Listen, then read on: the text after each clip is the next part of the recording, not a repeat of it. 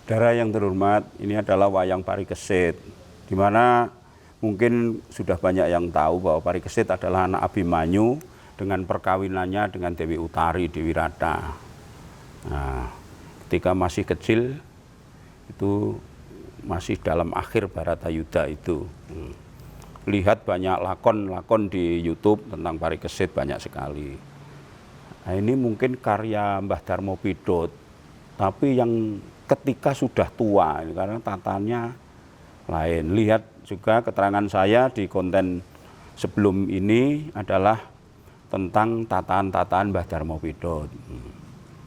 Masih mazhab alirannya masih sama, kupingnya tidak unter dan ini begini. Tapi ini saya yakin ini karya-karya yang sudah tua. Jadi kelihatan tatanya tidak selembut yang dahulu.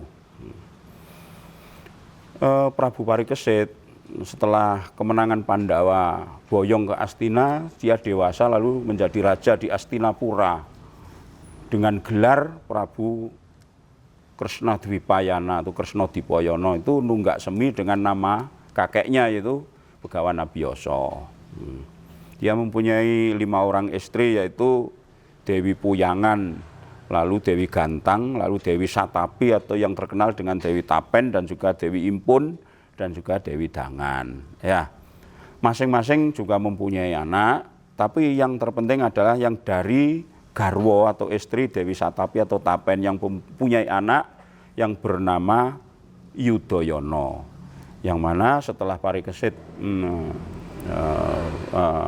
meninggal, negara Astina dipegang oleh Yudhoyono. Yudhoyono itu kalau dalam Mahabharata yang namanya Janamejaya.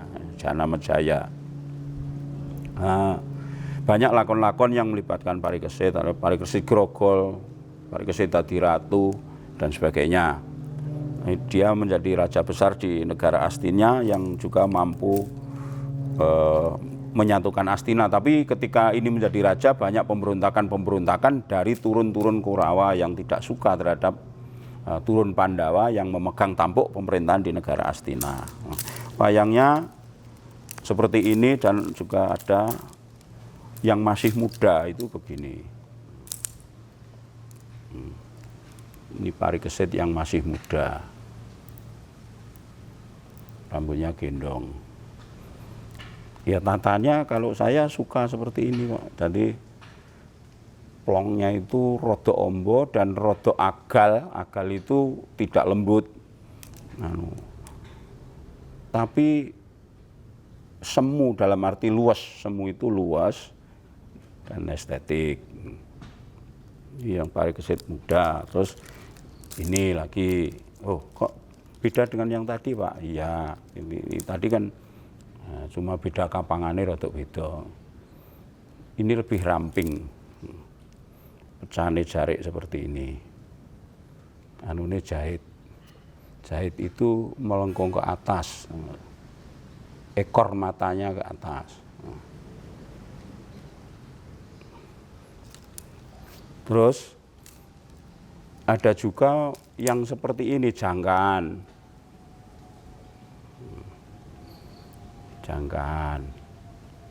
Tapi juga ini bisa dipakai tokoh yang lain, tidak masalah. Yang pada prinsipnya kan bagian ini, umpama nggak punya seperti ini kan ya memakai ini ya enggak apa-apa. Ini juga saya mempunyai juga dari wayang Mangkubumen itu seperti ini. Jadi ini persis seperti Abimanyu tapi mahkota. Tapi juga bisa dipakai yang lain, ya, Prabu siapa, Jayamurtita atau siapa. Pokoknya wayang-wayang seperti ini dipakai Seramban. Itu wayang Parikesit. Nah, Parikesit meninggalnya itu karena ketika dia memburu Kijang, Kijangnya berlari dan diburu sampai ke tempat pertapaan seorang Brahmana. Brahmana itu bernama Surniti. Nah, tapi Kijang itu lenyap, menghilang. Nah, Parikesit bertanya kepada pendeta itu, apakah di sini tadi ada seekor kijang buruan saya. Ditanya sampai beberapa kali, pendeta itu karena dia mungkin masih melakukan samadhi atau semacam topo diam gitu. Dia tidak menjawab. Nah, ini di sini letak kesombongan Parikesit. Ketika sampai beberapa kali ditanya tidak menjawab, lalu dia mengambil ular yang sudah mati, dicutik pakai tongkatnya lalu dikalungkan di leher Brahmana itu.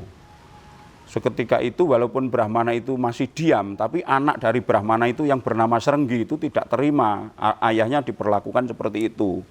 Sehingga Parikesit dikutuk bahwa besok kamu akan meninggal dengan ular, dimangsa oleh ular. Akhirnya Parikesit pulang. Namun si Surniti tadi meminta kepada Srenggi supaya umpatannya tadi dicabut, tapi tidak mau. Akhirnya Parikesit di Singgasana Astina ketika dia makan buah jambu, ada ulatnya, dia tetap sombong. Oh ini toh, kamu mengirimkan hanya cuma ulat kecil itu tidak mungkin bisa membunuh saya. Ketika itu juga ulat yang ada di jambu itu beralih rupa menjadi naga besar yang akhirnya menelan Parikesit dan mati. Nah, ketika di Mahabharata, anaknya yang bernama Jana Mejaya itu melakukan sesaji atau yatna dengan kurban taksaka atau mengorbankan ular.